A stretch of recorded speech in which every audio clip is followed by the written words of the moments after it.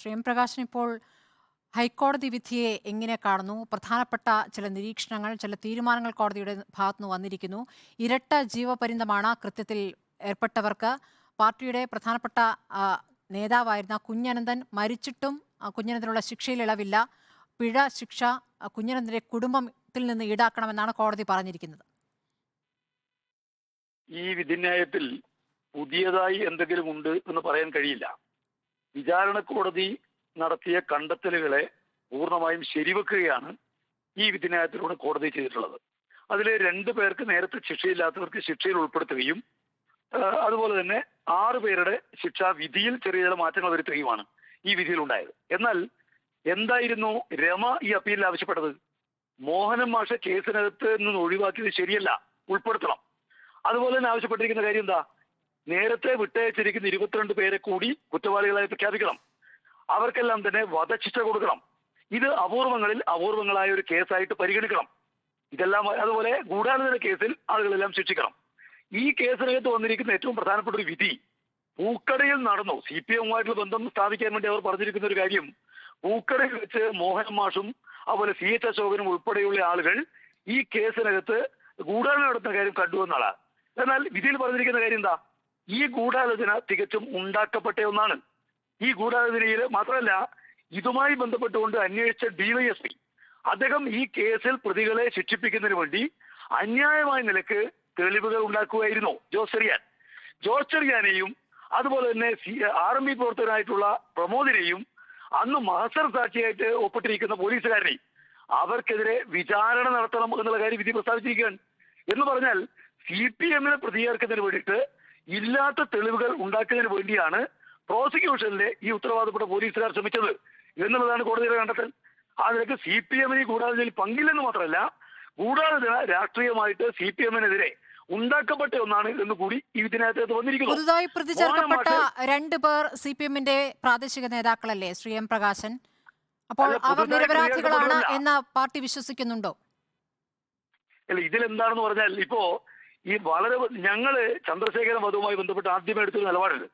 ആ കൊലപാതകത്തെ അപലപിച്ചതാണ് CPM-ന് ഒരു പാർട്ടി എന്നുള്ള നിലക്ക് ഇതിനകത്തൊരു പങ്കുമില്ല എന്ന കാര്യം നിങ്ങൾ പരസ്യമായി പ്രഖ്യാപിച്ചിട്ടുണ്ട്. പക്ഷെ എന്താ ഗവൺമെന്റ് ചെയ്തത്? ഇത് CPM ഗൂഢാലോചന നടത്തി ചെയ്തതാണെന്ന് സ്ഥാപിക്കാൻ വേണ്ടിയിട്ട് CPM-ന് നേതാക്കന്മാരെ കള്ളക്കേസപ്പെടുത്തുകയാണ് ചെയ്തത്. അപ്പോഴാണ് ഈ കേസിനകത്ത് ഞങ്ങൾ ഇടപെട്ടത്.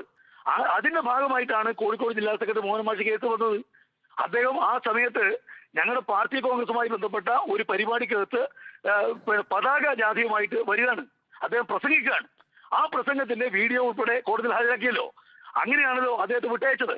ഈ കേസിന്റെ പാർട്ടിക്ക് ബന്ധമില്ല എന്ന് ആവർത്തിച്ചു പറയുമ്പോഴും ഈ കേസിലെ പ്രതികൾക്ക് നിർലോഭമായി ലഭിച്ചുകൊണ്ട് ഇരുന്ന പരോൾ അതിന്ന് കോടതി കണ്ടിരിക്കുകയാണ്. 20 വർഷത്തേക്ക് പരോളിൽ വിടരുത് എന്ന് പറഞ്ഞിരിക്കുകയാണ്.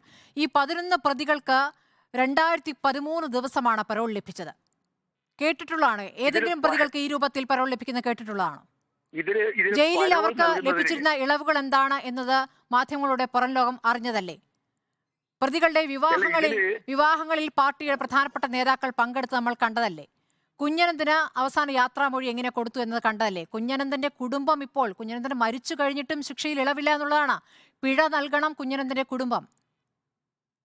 അല്ല, ഇതില് നമ്മൾ കാണേണ്ട ഒരു കാര്യം, ഒരാളെ നമ്മൾ വിലയിരുത്തേണ്ടത് മാധ്യമങ്ങളും അതുപോലെ തന്നെ അവരെ പറ്റിയിട്ട് ഉണ്ടാകുന്ന ഇത്തരം പരാമർശങ്ങളിൽ മാത്രം വെച്ചുകൊണ്ടല്ല.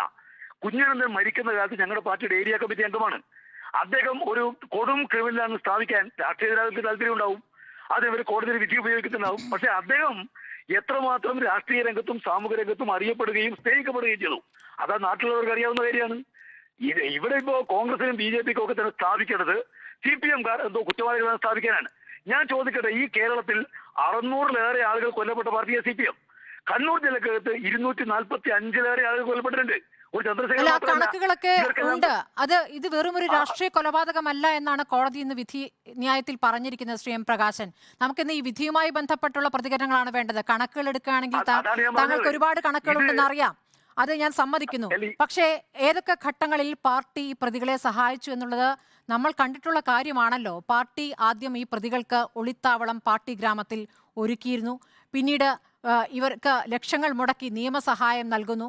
ഈ ക്രിമിനലുകൾ, അതായത് പാർട്ടി പ്രവർത്തകരല്ലാത്ത ക്രിമിനലുകൾ, കൊലയിൽ നേരിട്ട് പങ്കെടുത്ത ഗുണ്ടാ സംഘം, കൊട്ടേഷൻ സംഘം, അവർക്ക് ഏത് രൂപത്തിൽ നിയമസഹായം നൽകി എന്നുള്ളത് വ്യക്തമാണ്.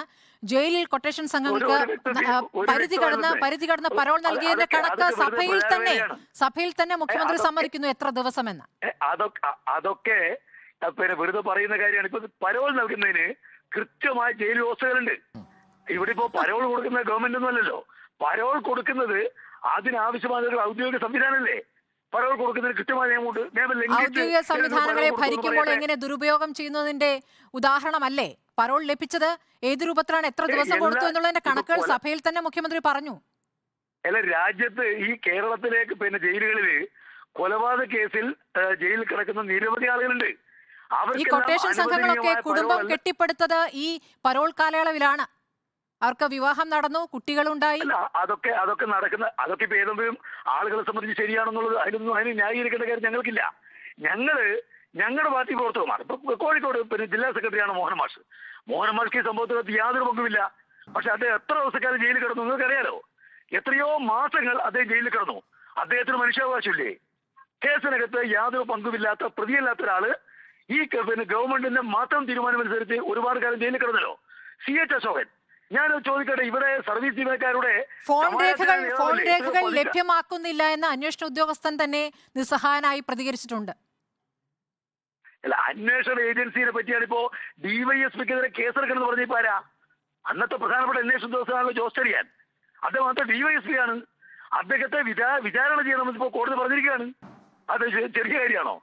ഒരു കേസിൽ CPMന്റെ ആളുകളെ ശിക്ഷിപ്പിക്കാൻ കള്ളമായ തെളിവുകൾ ഉണ്ടാക്കിയെന്നതിന് മേലെയാണ് അന്നത്തെ DYSP ജോസ് ചെറിയാനെതിരായിട്ട് കേസെടുത്ത് വിചാരണ ചെയ്യണമെന്ന് കോടതി പറഞ്ഞിരിക്കുന്നത്. എന്താ നിങ്ങൾ കാണാതിരിക്കുന്നത്? പിന്നെ അപ്പീലിൽ രമ പറഞ്ഞ ഒരു കാര്യവും അംഗീകരിച്ചിട്ടില്ല കോടതി. മോഹൻമാർ ശിക്ഷിക്കണം, അംഗീകരിച്ചിട്ടില്ല. വധശിക്ഷ കൊടുക്കണം, അംഗീകരിച്ചിട്ടില്ല. നേരത്തെ വിട്ടേത് 15 വരെ ശിക്ഷിക്കണം, അംഗീകരിച്ചിട്ടില്ല. ഉയർന്ന ശിക്ഷ എന്നുള്ളതാണ് കോടതി വിധിച്ചിരിക്കുന്നത്. വധശിക്ഷയല്ല ഏറ്റവും ഉയർന്ന ശിക്ഷ. ഇരട്ട ജീവപര്യന്തം എന്ന് പറയുമ്പോൾ, പരോളുമില്ല എന്ന് പറയുമ്പോൾ പുറത്തിറങ്ങാൻ പറ്റില്ല, അവിടെ തീരും. അല്ല, നിങ്ങള് സുപ്രീം കോടതിയുടെ സമീപകാല വിധിന്യായങ്ങൾ പരിശോധിക്കാതിട്ടാണ്. സുപ്രീം കോടതി അടുത്ത കാലത്ത് പറഞ്ഞു, ഈ ജീവപര്യന്തം എന്ന് പറഞ്ഞാൽ ജീവിതകാലം മുഴുവനാണ്. ഇന്ത്യയിൽ അങ്ങനെയല്ല നടക്കുന്നത്. പക്ഷെ അടുത്ത കാലത്ത് സുപ്രീം കോടതി പറഞ്ഞിട്ടുണ്ട് ചില കേസുകളിൽ. അതുകൊണ്ട് അതെന്തോ ഒരു മഹാകാര്യമൊന്നുമല്ല. അവിടെ ഇപ്പോ ഈ പറയുന്നത് എത്രയോ കാലമായിട്ട് പരോൾ കിട്ടാത്ത എത്ര ആളുകളുണ്ട് ജയിലിൽ. ഈ പറയുന്ന പ്രകാശൻ, താങ്കൾ ഈ പറയുന്ന ന്യായീകരണങ്ങൾ വടകരക്കാർ ഇതുവരെ വിശ്വസിച്ചിരുന്നില്ല. അതിനുശേഷം നടന്ന തെരഞ്ഞെടുപ്പുകളിലൊന്നും CPM കരപറ്റിയിട്ടില്ലല്ലോ. ഇനിയിപ്പോൾ അടുത്ത ലോക്സഭാ തെരഞ്ഞെടുപ്പ് വരുമ്പോഴാണ് ഈ വിധി വരുന്നത്. വടകരയിൽ എങ്ങനെ പ്രതിഫലിക്കും? അതിലെന്താന്ന് പറഞ്ഞാല് ഇവിടെ BJPയും കോൺഗ്രസും മനോരമയും മാതൃഭൂമിയും എല്ലാ ചാനലുകളും ഒന്നിച്ച് ഈ മീനെല്ലാം നങ്കിന്റെ മേലെ എന്ന് പറഞ്ഞിട്ട് അത് വലിയായിട്ട് പ്രചരിപ്പിക്കാൻ തുടങ്ങിയാൽ അത് ജനങ്ങൾ വിശ്വസിക്കും. സത്യം ജനങ്ങളോട് ഞങ്ങൾ പറയാൻ ശ്രമിക്കുന്നുണ്ട്. അത് മെല്ലെ ആളുകൾക്ക് ബോധ്യപ്പെട്ടു വരിക. അതാ ഞാൻ പറഞ്ഞത്. ഇപ്പൊ കോൺഗ്രസ് ഒക്കെ ആണല്ലോ വലിയൊക്കെ പറഞ്ഞുകൊണ്ടിരിക്കുന്നത്. ഞാൻ ചോദിക്കട്ടെ, കേരളത്തില് ഭരിക്കുന്ന മുന്നണിയുടെ സംസ്ഥാന കൺവീനർ കൊല്ലപ്പെട്ടത് ഏത് പാർട്ടിക്കാ? ഞങ്ങൾക്കല്ലേ. അതെ, കൊല്ലപ്പെട്ടത് എന്ന് കേരളത്തിന് വരിക. ഒരു പൊതുയോഗം കഴിഞ്ഞ് തിരിച്ചു വരുമ്പോൾ തൃശ്ശൂർ ചെട്ടിയങ്ങാടിയിൽ അഴീക്കോട് രഘുവിനെ കൊന്നു. കൊല്ലാൻ പ്രധാനപ്പെട്ട പങ്കുവഹിച്ചത് അന്നത്തെ കരുണാകരൻ അടക്കമുള്ള ആളുകളാണ് എന്നുള്ളത് തെളിയിക്കപ്പെട്ടതാണ്. ഈ കേരളത്തിൽ ഒരു MLA കൊല്ലപ്പെട്ടത് എപ്പോഴാ? കുഞ്ഞാലിയാണല്ലോ കൊല്ലപ്പെട്ടത്. ഞങ്ങളുടെ സഖാവല്ലേ. അതായത് കൊന്ന കേസിനകത്ത് അയയുടെ. അപ്പോ ഏറ്റവും അടുത്തർ കൊല്ലപ്പെട്ടത് ഞങ്ങളാണ്. ഞാൻ പറഞ്ഞ 600 പേരെ ആളുകൾ കൊല്ലപ്പെട്ടിരിക്കുന്നു. കണ്ണൂർ ജില്ലക്കകത്ത് 245 പേർ കൊല്ലപ്പെട്ടു. ഈ കൊല്ലപ്പെട്ട ആളുകളൊന്നും മനുഷ്യരല്ലേ? ചന്ദ്രശേഖരൻ മാത്രമാണ് മനുഷ്യൻ. ശരി.